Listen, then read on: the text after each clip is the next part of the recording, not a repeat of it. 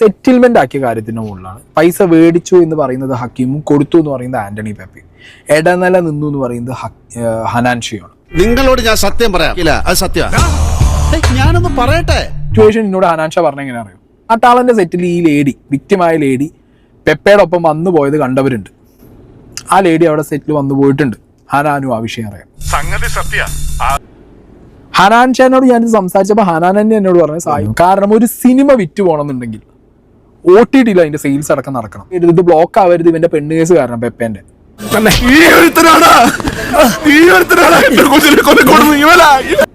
ഒരു സൈഡിൽ നിന്ന് ഇതിന്റെ പ്രൊഡക്ഷൻ ടീം ഷെരീഫ് അടക്കമുള്ളവർ, ഒരു സൈഡിൽ നിന്ന് പെപ്പേന്റെ മാനേജർ. അണക്ക് മാത്രല്ലേ ഹനാനെ ഈ പറഞ്ഞ ഹക്കീമിനെ അറിയാം. നിങ്ങൾ ഇൻസ്റ്റാഗ്രാമിലൊക്കെ ഫ്രണ്ട്സ് അല്ലേ? കമ്മീഷൻ സമ്മതിക്കുമോ എന്തോ? നീ വാശി പിടിച്ച അങ്ങനെ സമ്മതിക്കും. ഞങ്ങൾ ആരും വിളിച്ചിട്ടും കോണ്ടാക്ട് ചെയ്തിട്ടും ഈ ഹക്കീം ഫോൺ എടുക്കുന്നില്ല, സംസാരിക്കുന്നില്ല. ഈ വിഷയം ഒന്ന് തീർത്തതാ.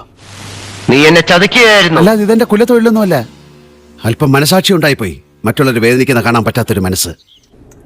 സിനിമ എന്നെ വിൽപ്പന നടക്കില്ല, നടനെതിരെ പീഡന പരാതി വരും എന്ന് പറഞ്ഞു കഴിഞ്ഞാൽ ഒരു ദേഷ്യമൊക്കെ മാറുമ്പോ പറയണം ഈ ഉണ്ണി പാവായിരുന്നു പറഞ്ഞോണ്ട് ഒരു തെറ്റും ചെയ്തിട്ടില്ല. തലയിൽ പ്രഷർ ഇട്ടു. ആന്റണി പെപ്പയും പെപ്പേന്റെ മാനേജറും കൊണ്ടുപോയി പ്രഷർ ഇട്ടു. അങ്ങനെ ആകെ മൊത്തം ഈ പ്രഷർ കുടുങ്ങിയ ഹനാൻ മനസ്സിലാക്കണം. ഞാനെന്താ ഈ സിനിമ നിന്നും കോടികൾ അങ്ങോട്ടാവും. ഹനാന്റെ ഒരു തോട്ടതായിട്ടോ കേസായി ഞാൻ കൊടുക്കില്ല.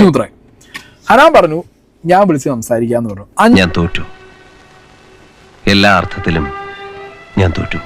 ഇല്ലടോ, ഇതൊക്കെ ജീവിതത്തിൽ ചില പാഠങ്ങളാണെന്ന് കരുതിയാൽ മതി. അതിജീവിക്കണം.